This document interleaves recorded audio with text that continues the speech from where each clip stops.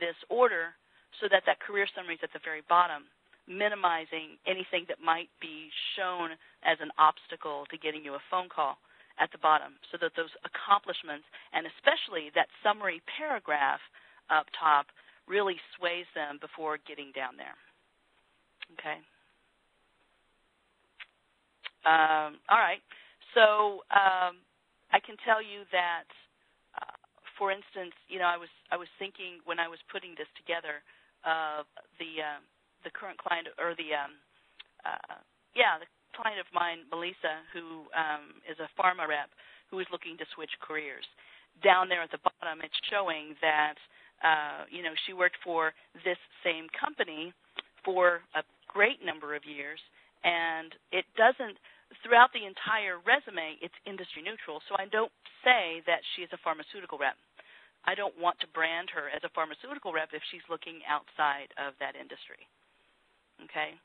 Something else that a skills-based resume does is separate the achievements and the skills from the actual work experience. So you can list achievements. You can list the skills that you gained 20 years ago, honestly, without having to show where or when you achieved them. So they can be right next to something that you did 2 years ago that you're proud of, which is also very cool, because a lot of times with a chronological resume, all of those great things that you did 15 years ago are buried on the second page and nobody really sees them. So this way they're put up in front, and if they were some of your greatest achievements, you can stick them right up there in the first of one of those 3 paragraphs and show that that's a great achievement without putting a date on it.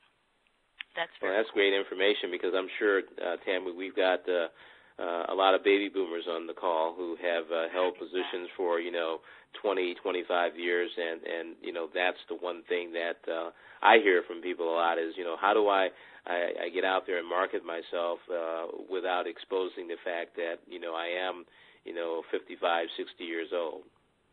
Yeah, that happens a lot. In fact, most of my clients, the large majority of my clients, are over 50 years old.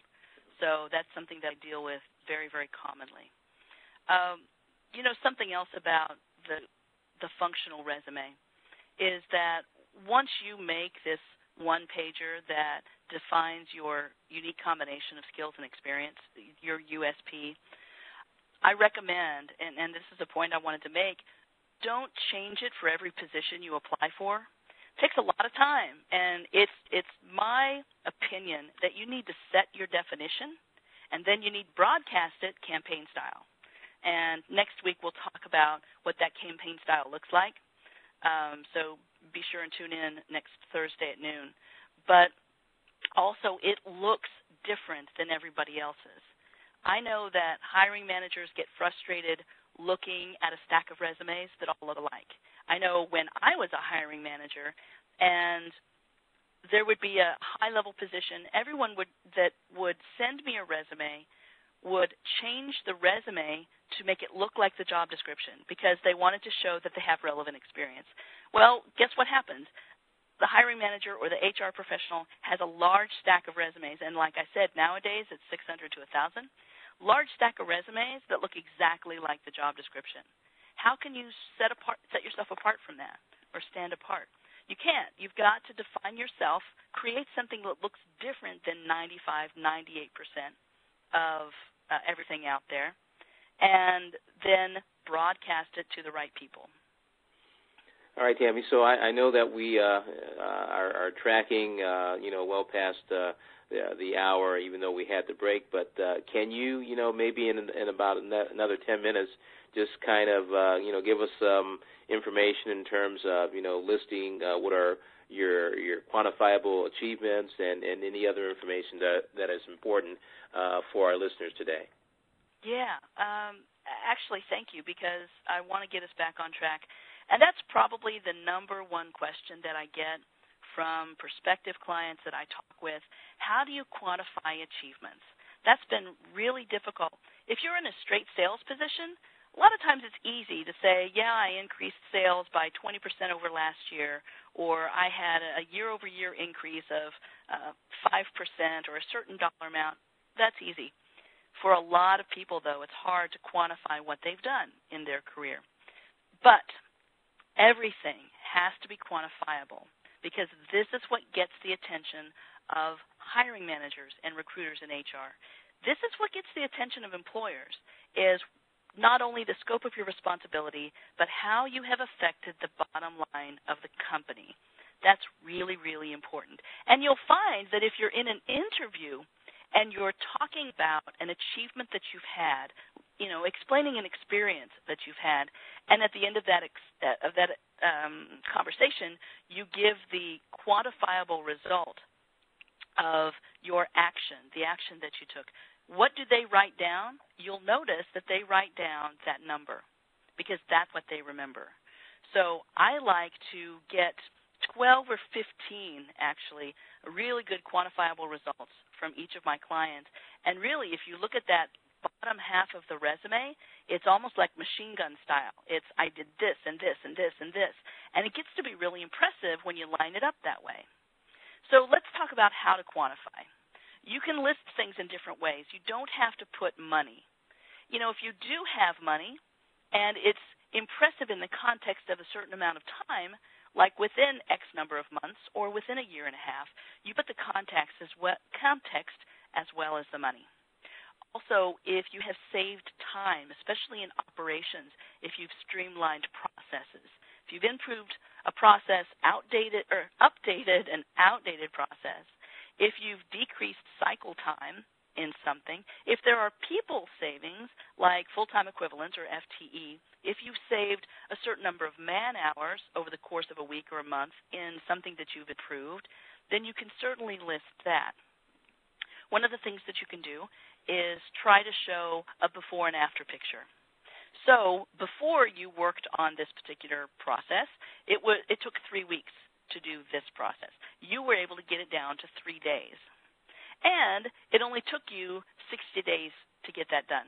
So you had a project that you possibly did ahead of schedule by 2 weeks and under budget by $4,000 or 4%. And you brought a process, you updated an outdated process from 3 weeks and brought it down to 3 days within 60 days. That's impressive. Or especially if you're in sales or any kind of business development, you can compare yourself to other people. So you were first in the region, you were top 15% in the company. That helps a lot with business development managers, outside, inside sales force. Or if you were a leader, especially since I'm talking with a lot of six-figure people here today, if you led organizations or teams that achieved an increase in sales, then you can put it, if it's a large company, you put it in dollar amounts. If it's a smaller company, you put it in percentages, whatever is most impressive.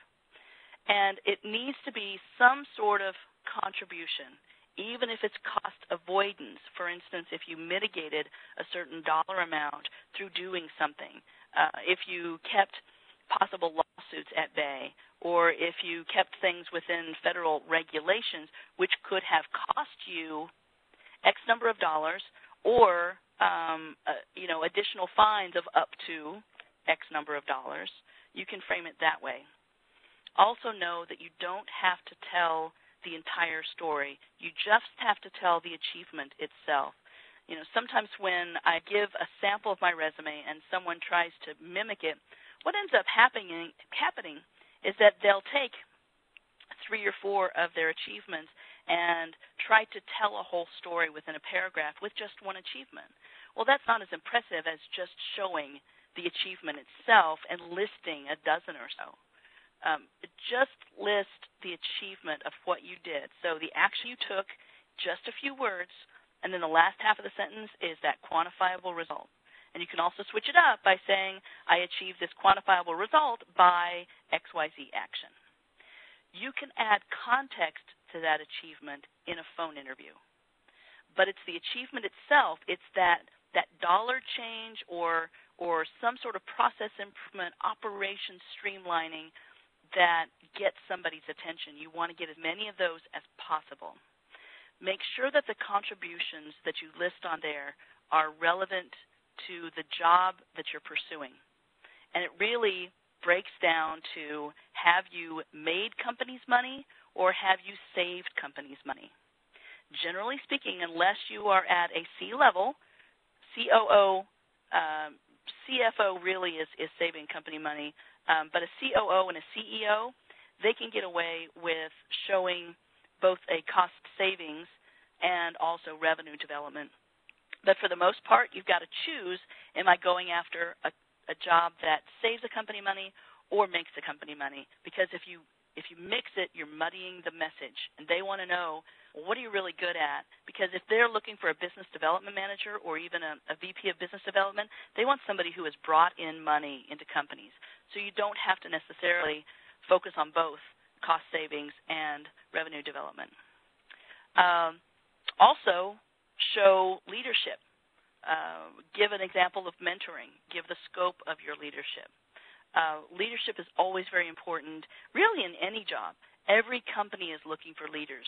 So if you have leadership experience or leadership skills, you really need to show that in a resume. I'll give you some different examples of some quantifiable results, some additional ones. You could say you increased sales by 50% over the previous year, even if it was a small group and you only did $80,000 in sales. If you increased it over a specific percent over the previous year, you could certainly put that. And you supervise a staff of 25. Show the scope of your leadership abilities there. And you served a customer base of 150 if you're an account manager. And it could be the largest on the firm's customer service team, something like that. So, okay, Tammy, so we're down to about a couple of minutes now.